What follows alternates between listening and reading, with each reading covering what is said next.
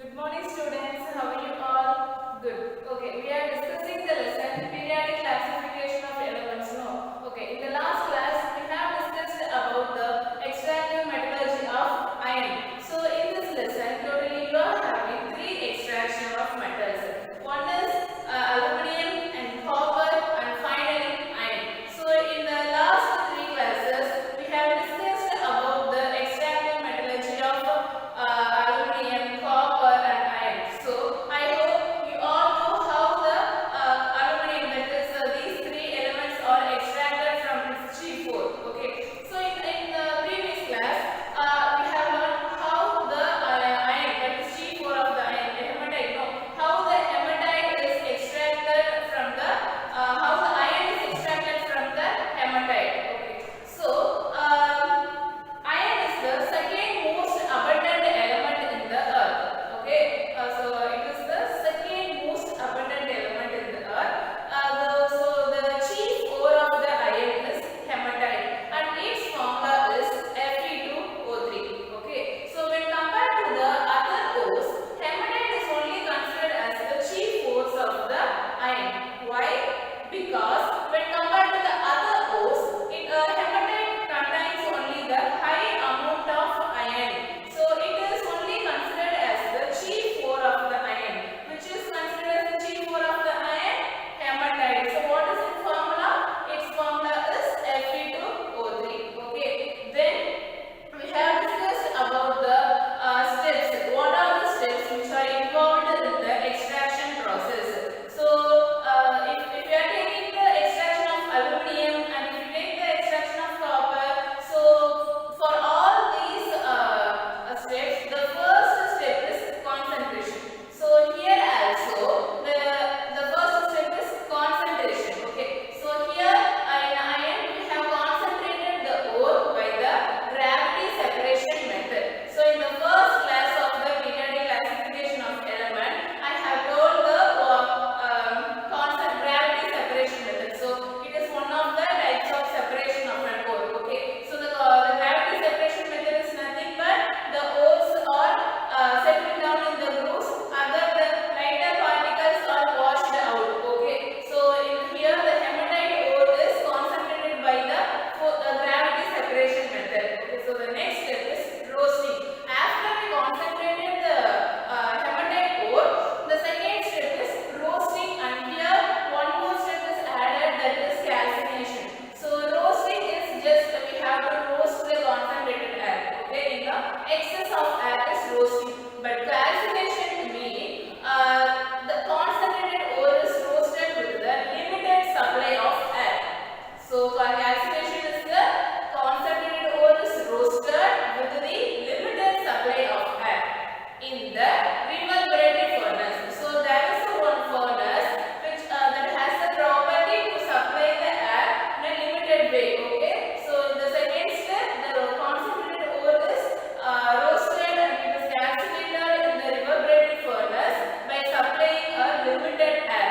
Okay. So this is the second step, and the third step is smelting. So this is the very important step in the extraction of hematite ore.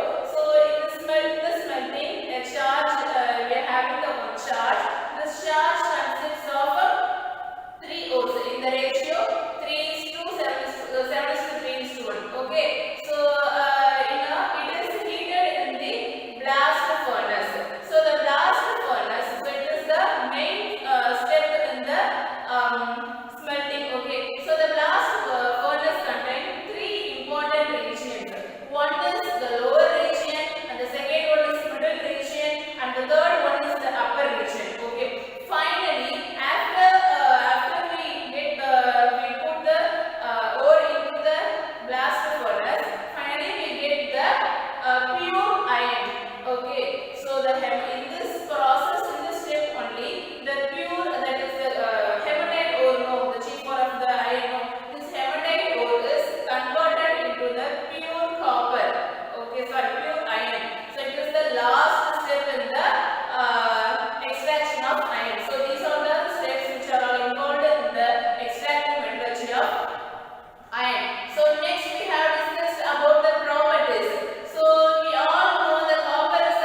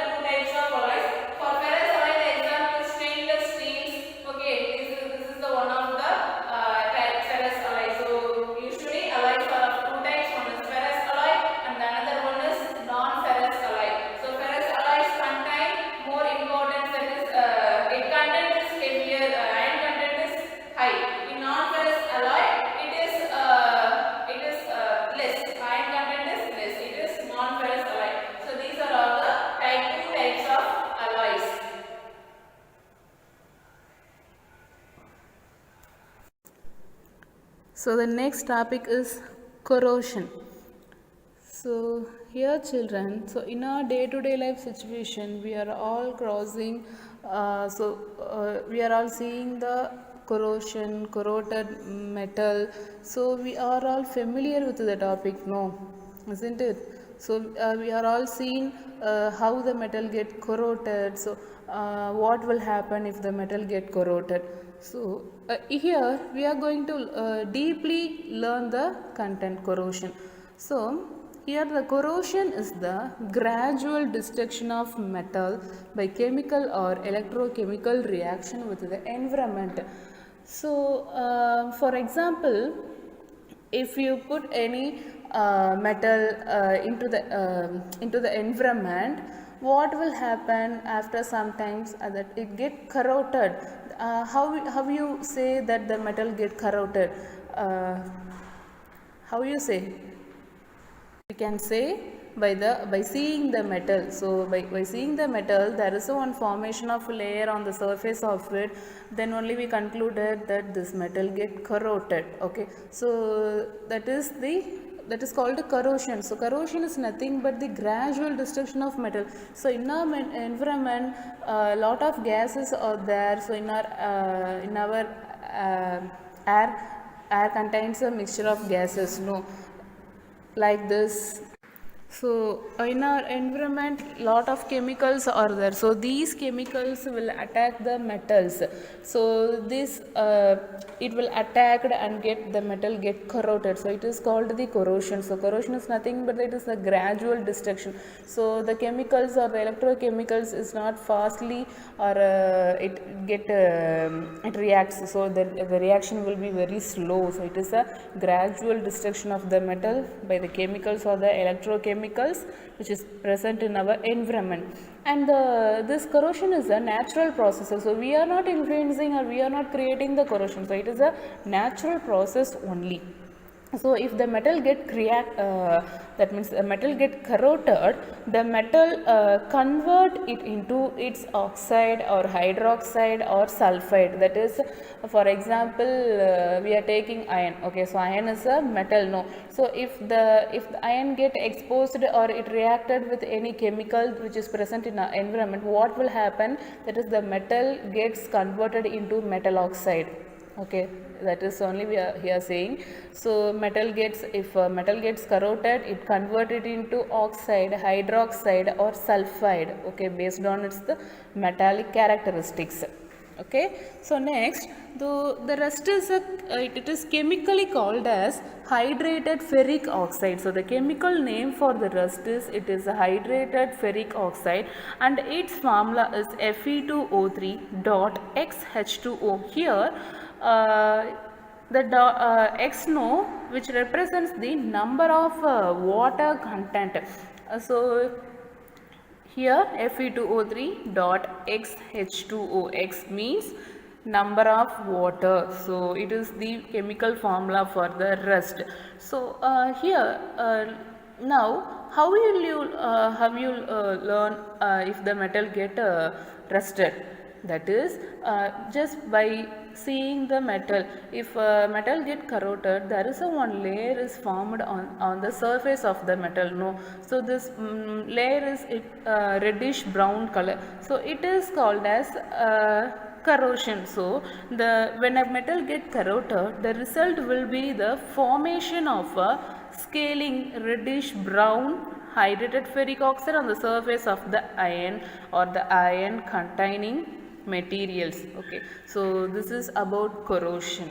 So simply we are know how the metal gets corroded, but here they are saying the chemical name of the rust and its chemical formula and how the metal is converted after corrosion. Okay, so and they define what is corrosion. So for this reason only they are saying. So the corrosion is the gradual destruction of metal by the chemical or electrochemical reaction.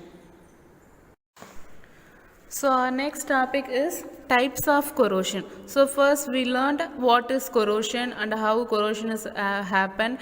So if a metal get corroded, what will happen? How the metal is converted? So what is the chemical name of the rust and what is its chemical formula? So these are all the concepts we have learned in the corrosion. Okay. So now we are going to learn the types of corrosion. So usually corrosion are classified into two types. Okay, so the one is dry corrosion and the another one is wet corrosion. So see the name, that is dry corrosion and wet corrosion. So dry means without water. So wet means water. Okay, so just combine the just imagine. So what is the concept? Okay, so this dry corrosion is another name is chemical corrosion. So now listen, the dry corrosion is nothing but the corrosion action in the absence of moisture is called a dry corrosion. So I told you, no, so absence of moisture. So dry means absence of water. So absence of moisture means absence of water, that is without water. If a metal get corroded in the absence of water, okay, so this type of corrosion is called dry corrosion.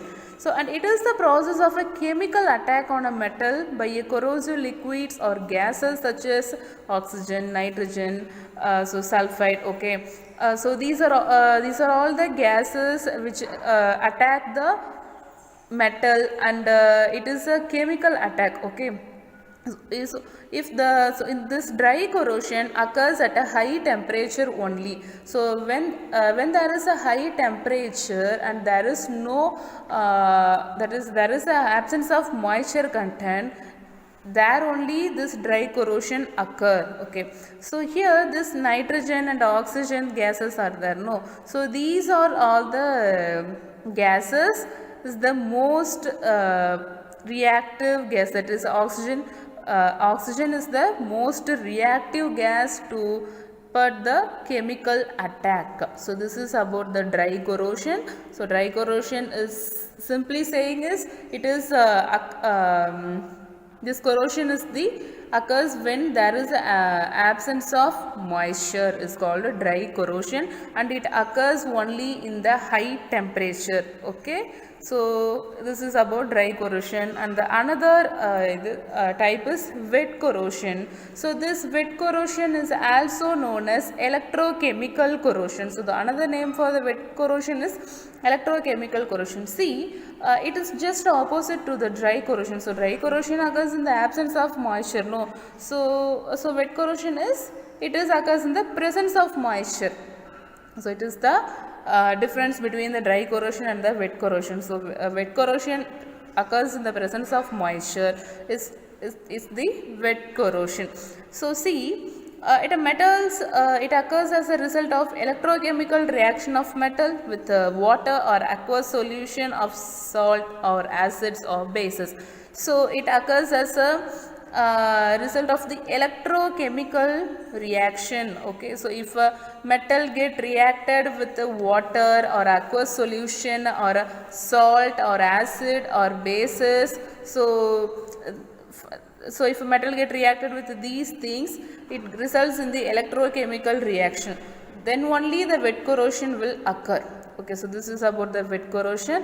So first, the type of corrosion is dry corrosion and wet corrosion. Dry corrosion is also known as chemical corrosion, and the wet corrosion is also known as electrochemical reaction. So the dry corrosion occurs in the absence of moisture, whereas wet corrosion occurs in the presence of moisture. Okay, so this is the main difference between the types of corrosion. So our next topic is method of preventing corrosion. So in the last two topics we have seen the corrosion, types of corrosion. So now what is the method of preventing corrosion? So if a metal get reacted, what is the next step? So we have to prevent the corrosion. So what are the methods are there? So this is only we are going to learn in this content. So first method is alloying. So I have already told, so alloying is homogeneous mixture. Okay, alloying is a homogeneous mixture of two or more metals only. So the first method is alloying. So the metal, if the metal can be alloyed to prevent the corrosion of process of corrosion, for example stainless steel. So the first one is alloying. Next, the second method is surface coating. So here surface coating is nothing but there is a coating of one layer or in the surface of the metals. Okay, this is the surface coating. Why we have to coat the metal? For protecting the metal from the corrosion. Okay, so in this there are so many types are there. So one is galvanization, electroplating, anodizing, and finally cathodic corrosion. So there are four types are four types in the surface coating. So I repeat, the first one is galvanization, second one is electroplating, third one is anodizing, and fourth one is cathodic protection. Okay, so first we are going to learn about the galvanization. So the galvanization is the process of coating zinc on iron sheet by using electric current. So by using the electric current, first it is the process, okay, it is the process of coating zinc by using electric current on the iron sheet. It is called galvanization. And the second step is electroplating. So electroplating, so it is a method of coating one metal over another metal by passing electric current. So the first two steps are which uses electric current. So the first step is the coating zinc on the iron sheet by using electric current is called galvanization. So electroplating is the method of coating one metal over the another metal. Here also they are using electric current. So it is the electroplating method. Okay, so the third method is anodizing. So anodizing is, so it is an electrochemical process, that is here chemical and the current or react together. Okay, so it is an electrochemical process. In this process, the surface of the metal which converted into a decorative, durable and corrosion resistant metal. Okay, so here in this process we are using aluminum. So widely we are using aluminum for anodizing process. So simply anodizing process is nothing but it is electrochemical process. So if a metal get that is, it converts the metal sulfate into decorative, durable and corrosion resistant. Okay, it is about the anodizing method. So the last method is cathodic protection. So it is a method, it is also a method for controlling corrosion of a metal surface. So it is the method of controlling corrosion of a metal surface. Protected is coated with the metal with a easily corrodable. So the easily corrodable metal is called sacrificial metal, and this acts as an anode ensuring cathodic protection. So it is the method of controlling corrosion of a metal surface which is protected with the metal is easily corrodable. So such metals are easily corrodable. No? So this kind of metals are called sacrificial metal, and these kinds of metals are act as a cathodic protection. So these are all the methods for preventing corrosion. So there are two main steps are there. One is alloying and another one is surface coating. So we all know what is alloy. The second one is surface coating. So in the surface coating there are few four steps are there. One is galvanization, second one is electroplating, third one is anodizing, third one is cathodic protection. So these are all the methods for preventing corrosion.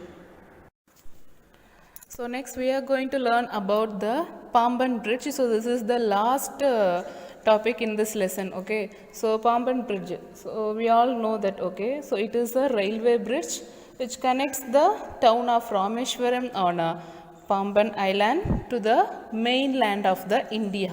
So we all know the Pamban Bridge is one of the most popular railway bridge, isn't it? Okay, so it connects the mainland of the India and the Rameshwaram. Okay, it is on the Pamban Island. Okay, so this Pamban Bridge was first opened in the year 1914. So it was the first India's first sea bridge. So it was considered as the India's first railway bridge until the opening of the Bandroli Sea Link in. Okay, so this Bandroli Sea Link bridge is opened in the year 2010. Before that, Pamban Bridge is only considered as the first sea bridge in India. Okay, so here we can control the corrosion and renovation of historical Pamban Bridge by a periodical protective coating, which will be strong example for applied chemistry to uphold our history. So this Pamban Bridge, no, it is one of the historical Pamban Bridge because we can control the corrosion and renovation of the Pamban Bridge. So it is about the Pamban Bridge. Okay children, so this is for your today's class, and this is the last part in this lesson, that is periodic classification of elements. So in this lesson we have learned about some elements and modern periodic law, modern periodic table. So in this we have also learned the features of periods and groups, and then there are some periodic trends and properties we learned. So in this atomic radius, ionic radius, ionization energy, electron affinity and electronegativity we learned, and then metallurgy, what is metallurgy and what are the terminology are involved in the metallurgy. Next we have learned the types of separation or concentration of an ore. In that there are 4 methods are there. One is hydraulic method, and then magnetic method, fourth flotation method, and finally chemical methods.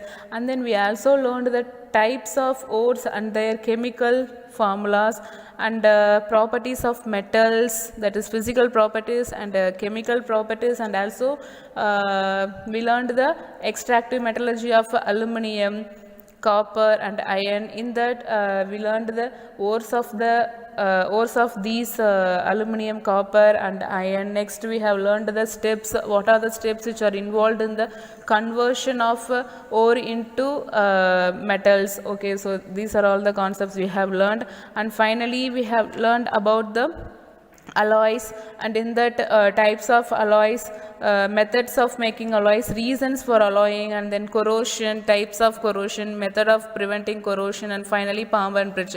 So this is about the these are all the topics we have learned, we have covered in this lesson. Okay, so I hope you all understood the topic very well. So thank you.